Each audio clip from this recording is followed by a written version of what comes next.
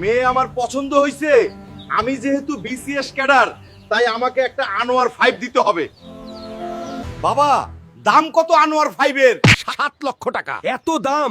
আমি গরিব মানুষ, এত টাকা পাবো কই? আনোয়ার 5 না দিলে বিয়ে করব না।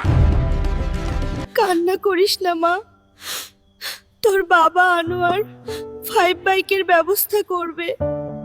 চেয়ারম্যান সাহেব, আমাকে 7 লাখ টাকা ধার দেন, আমি 2 মাসের মধ্যে শোধ করে দিব। দিতে পারবো, শর্ত একটাই, তোর বাড়ির দলিল দিতে হবে।